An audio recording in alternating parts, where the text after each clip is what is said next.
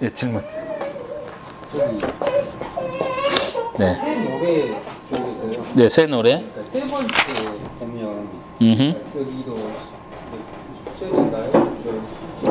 네, 그들을 10절. 프로상 그들을 하나님 나라 제사장으로 삼으셨잖아요. 예, 예. 그 말은 그들을 하나님 앞에서 왕궁과 제사장들로 만들었다. 예, 만들었다. 이건 그러면 우리들을 우리죠, 그쵸. 그러니까 우리가 어떻게 보면 세상을 다스리는 사람이 그쵸. 됐다라고 예, 됐다라는 이야기입니다. 그렇게 받아들여야 예, 예.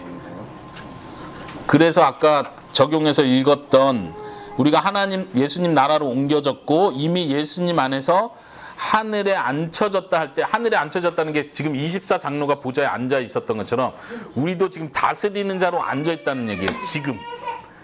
이게 힘들어요. 우리가 믿기가. 자꾸 우리는 과거, 현재, 미래를 나눠서 지금은 고생하고 나중에 가면 이 땅을 다스리고 이렇게 미래로만 자꾸 생각하려고 하는 거예요. 근데 지금 성경이 가르쳐 주는 건 지금 우리가 그 특권을 누리는 자라는 거예요. 그 복을 지금 누리는 거예요. 근데 완벽하게 누리지는 않는 거예요. 맛을 보는 거죠. 예, 이해되십니까? 그러니까 그런 걸 우리가 지금 현재 우리가 어떻게 그걸 경험이라기보다 이걸 적용을 하면서 살아야 될까요? 왜냐하면 이게 쭉 있다 보면 그건 이게 이제 그건 별로 생각이 안 나고 저도 오늘 처음 네네네. 어떻게 보면 좀 눈에 들어왔다 보니까 그 전에는 항상 예수님만을 그쵸. 크게 보여요. 여기에서도 어린 양의 모습이 보이고 그분을 찬양하는 모습을 보이는데 그 중에 우리를 제사장으로 만들어주고 왕권으로 만들었다라는 내용이 들어가 있는데 그게 사실 이해하기가 힘든 거죠. 왜냐면 난 지금 고생하고 있으니까. 예를 들면 내가 예수님 믿는 그날부터 막 돈이 굴러 들어오기 시작하고 내 지위가 쭉쭉 올라가. 그러면 아, 성경에 이렇게 써 있었는데 진짜 그 말이 맞네, 이해가 된다 이런데 현실을 안 받쳐주니까 이해가 더 안 되는 거예요. 그러니까 이제 극단적인 소위 말하는 은사주의자들, 소위 말하는 신사도 운동, 믿음의 운동 이렇게 하는 사람들은 우리가 지금 왕의 자녀다. 그러니까 지금 모든 걸 누려야 된다. 기도해서 부자가 돼야 된다. 기도해서 병이 다 나야 된다. 이렇게 선포를 해버리는 거예요. 이게 진짜 왕의 자녀고 다스리는 자로 누리는 거다. 그러니까 이 사람들 말이 굉장히 신학적인 표현들이에요. 그런데 놓치고 있는 건 뭐냐면 이 땅에서 우리가 완벽히 누리는 건 아니라는 거예요. 근데 이제 아까 적용 부분에서 그건 좀 더 설명이 필요한데 뭐냐면 우리 각 개인이 왕자로 다스리는 게 아니에요. 다스린다는 개념은 그러면 뭐 우리 믿는 사람이 다 다스리면 얘는 얘 맘대로 얘는 얘 맘대로 뭐 다 제각각 다스리면 그건 통치가 아니라 혼란이죠. 혼란. 그런 의미에서 각 개인의 통치를 생각하면 안 돼요. 근데 이제 믿음의 말씀 운동 이런 데는 그런 개념을 얘기하는 거예요. 내가 병을 다스리고 내가 돈을 다스리고 내 주위에 있는 가족을 막 선포하고 사단 막 자기가 다 개별적으로 하는 거죠. 근데 지금 요한계시록 전체를 읽으면서 우리가 이해할 것은 교회의 통치를 말하는 거예요. 그러니까 모든 성도들이 하나가 돼서 그리스도의 통치에 참여하는 개념이에요. 이걸 좀 더 설명해 드리면은 이제 여기 제가 성경 구절도 여기다 적어놨을 텐데 마태복음에 보면 아주 중요한 표현이 있어요. 우리가 잘 쉽게 이해할 수 없고 넘어가는 표현이기도 한데 예수님께서 교회를 세운다 이 표현하시면서 뭐라고 하죠? 천국 열쇠를 맡긴다. 음부의 권세가 이기지 못한다 그랬어요. 근데 이건 교회에게 주신 약속이에요. 교회 성도 각 개인에게 준 약속이 아니에요. 이게 좀 어려운데 예를 들면 너한테도 이렇게 개별적으로 천국의 열쇠를 줘서 음부의 권세가 널 못 이길 거야. 그러면 모든 사람이 선포해야죠. 사탄아 물러가라. 질병아 물러가라. 가난아 물러가라. 이렇게 다 선포하겠죠. 근데 이런 개념이 아니라는 거예요. 그냥 교회에 주신 개념으로서 이 하나님의 나라, 이 땅에서 존재하는 하나님의 나라의 상징이 교회예요. 이 교회가 권한을 가지고 있다는 걸 보여주는 거예요. 이 권한은 목회자를 통해서 실현되는 거예요. 부분적으로. 목회자를. 그래서 예수님께서는 각 교회의 지도자들을 세우시는 거예요. 이 질서를 우리가 가볍게 여겨서는 안 되는 거예요. 근데 오늘날은 교회 자체를 다 무시해요. 오늘날 교회론이 어떻게 가냐면 각 개인이 교회다 이렇게 말해버려요. 너가 회사 가면 너가 거기서 교회가 되는 거고, 너가 뭐 해외로 나가면 너가 있는 곳이 꼭 교회야. 이런 식으로 말해. 근데 이건 아주 성경을 잘못 오해하는 거예요. 최근에 나오는 잘못된 교회론이에요. 근데 요한계시록이나 신약에서 계속 말하는 이 통치 개념은 교회에게 준 통치예요. 그래서 예수님께서 말씀하시기를 그 교회를 세우시리라 말씀하시면서 나중에 18장으로 넘어가면 너희가 두세 사람이 합심하여 기도하면 내가 함께 있는다. 너희가 땅에서 풀면 하늘에서 풀릴 것이고 땅에서 묶으면 하늘에서도 묶을 것이다. 들어보셨죠? 이걸 이해하기가 힘든 게 이런 큰 신학 배경이 있어야 돼요. 그러니까 우리가 지금 통치하는 거예요. 뭘 통치하냐면 이 사람이 천국에 들어올지 안 들어올지를 교회가 결정하는 거예요. 한 개인이 결정하는 게 아니고 한 목사가 결정하는 게 아니고 교회가. 근데 이 교회라는 건 눈에 보이는 그 조직은 아니에요. 이제 이런 개념을 너무 지나치게 강조해버리면 카톨릭처럼 돼버려요. 카톨릭은 교황이 제일 높아서 완전 조직을 만들었죠. 그래서 카톨릭에서 아나테마, 저주를 선포해요. 카톨릭이 종교개혁을 일으킨 루터, 종교개혁을 일으킨 칼빈에게 선포한 게 아나테마, 저주를 선포하는 출교다 이렇게 말하는 거예요. 카톨릭이 선포하면 이거는 예수님의 말씀대로 땅에서 묶었으니까 너네도 묶인 거고 땅에서 풀면 풀린다는데 너는 끝났다라고 선포해버리는 거예요. 근데 이런 식으로 적용되는 것도 아니에요. 그러니까 좀 적용이 힘들죠. 첫 번째는 개인이 하는 게 아니다. 두 번째는 단 눈에 보이는 교회 조직이 하는 게 아니다. 그러면 결국 뭐예요? 우리는 믿음으로 진짜 믿음이 있는 자와 잘못된 믿음이 있는 자를 분별해야 돼요. 교회가. 목사를 중심으로 7일을 다스리는 역할을 맡은 장로들이 기도하는 가운데 참된 믿음의 분별력을 가지고 그걸 선포하는 거예요. 예. 그런 의미에서 통치가 지금 현재. 요한이 지금 상상이 그 보고 있는 장면은 어떤 장면일까요? 약간 그들을 그러니까 어떻게 보면 교회라고 할 수 있는데 그들을 뭐 하나님 제사장으로 삼아 주시는 모습을 본 거잖아요. 삼으셨다는 걸 본 거겠죠? 예. 과거로 삼으셨습니다. 이미 이루어진 거예요. 그런 면에서 미래 얘기가 아니라는 거예요. 그렇죠? 예. 찬양으로 한 거구나.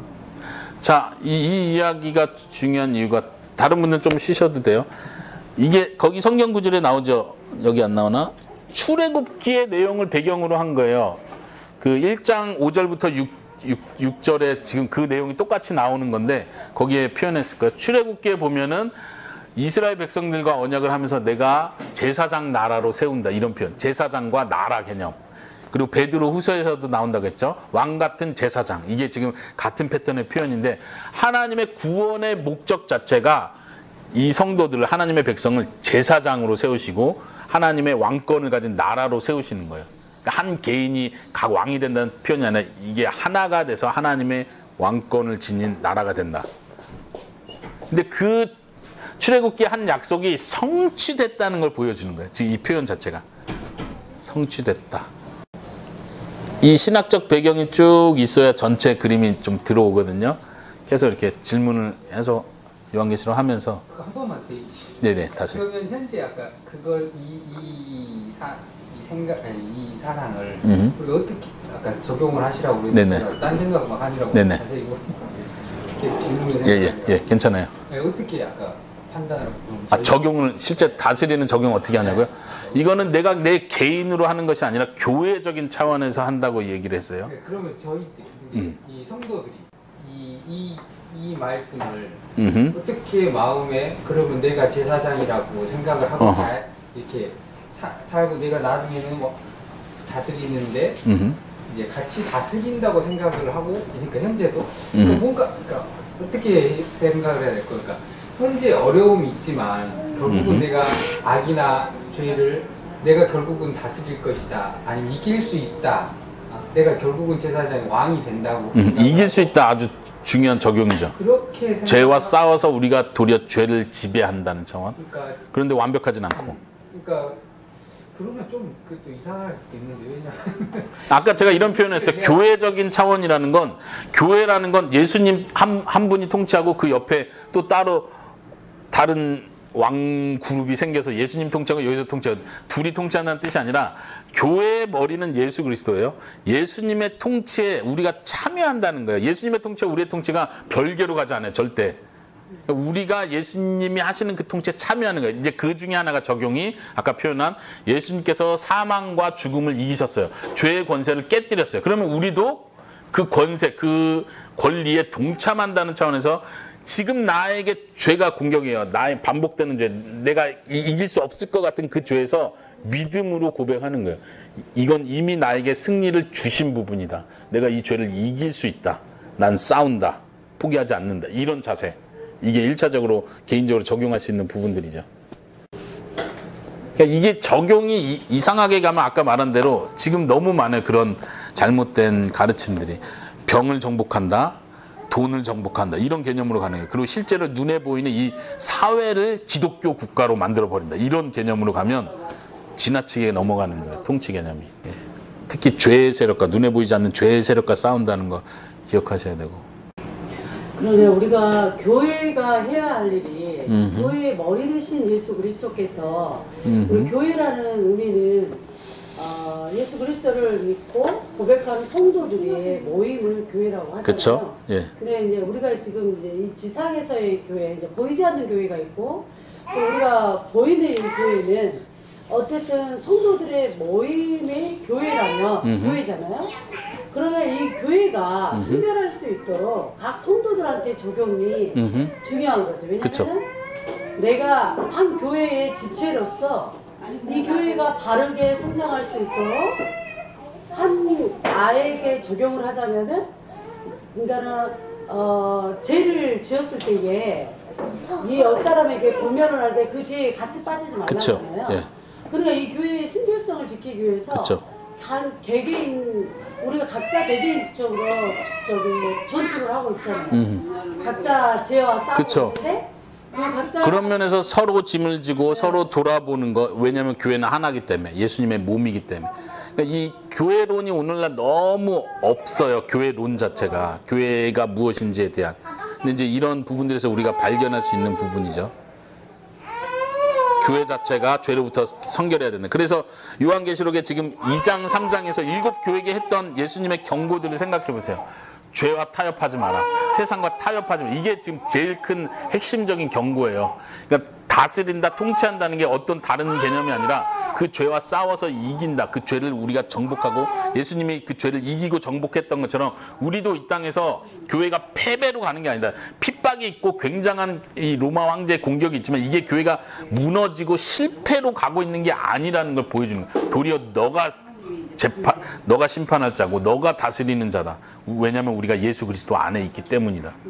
그런 면에서 눈에 보이는 것과 우리가 믿음으로 행동하는 건 전혀 다른 게 되는 거예요. 그래서 크리스찬들은 눈에 보이는 것으로 행동하지 않고 믿음으로 행동한다. 이렇게 표현을 하는 거죠. 좀 어려운 것 같아요. 그러니까 어떻게 이걸 생각하고 내 삶에서 이걸 내 중심에 어떻게 생각하고 이런 걸 생각을 안 해봐. 오히려 그 전에는 이제 항상 나는 약한 자, 그래서 예수님께 의지하고, 그쵸, 도리어 의지하고 이렇게 살아가야지 이게 올바른 거다. 그리고 이제 내 마음의 어떤 중심을 그렇게 하고 내가 연약함을 오히려 고백하고 그쵸. 해야 되는데, 그러면 그 연약함 가운데 내가 제사장으로서 또 왕으로서 그걸 그 단지 미래만 아닌 현재의 일이라 그런다면 그걸 어떻게 적용하고 갈까? 그쵸. 이게 어떻게 예. 어려운 참된 복음과 가짜 복음 얘기할 때 이쪽 편에 참된 복음에 확신과 겸손 썼잖아요. 우리에게 약한 게 확신이에요. 우리가 지금 나는 하나님의 자녀야, 난 천국 갈 거야, 이런 확신 정도가 아니라 더 강한 확신이 필요한 거예요. 그러니까 하나님께서 아예 말하기를 의심하지 마라. 하나님의 뜻이면 반드시 된다. 왜냐면 지금 너의 위치가 지금 겨우 죄에서 벗어난 힘들게 살아가는 그런 위치가 아니라는 거예요. 하늘에 올라와 있는 위치다. 예수님과 함께 보좌에 앉아있는 그 위치다. 지금. 그러니까 확신을 가져라. 너가 기도하는 거 하나님 반드시 들어준다는 응답을 가져라. 너가 이 세상을 다스리는 자다. 굉장한 확신이죠. 이 균형이 우리에게 필요한 거예요. 신앙생활에서 항상. 아까 말한 것처럼 이쪽 확신에 너무 치우치면 완전 오버해버리는 거예요. 뭐 내가 사탄을 다 묶을 수 있다. 병이든 다 묶을 수 있다 이렇게 가는 거고, 반대쪽은 도리어 죄책감에 자꾸 빠지고 내가 이래가지고 구원받을 수 있을까 확신이 사라지는 쪽이고, 이러면서 균형을 갖춰야 되겠죠.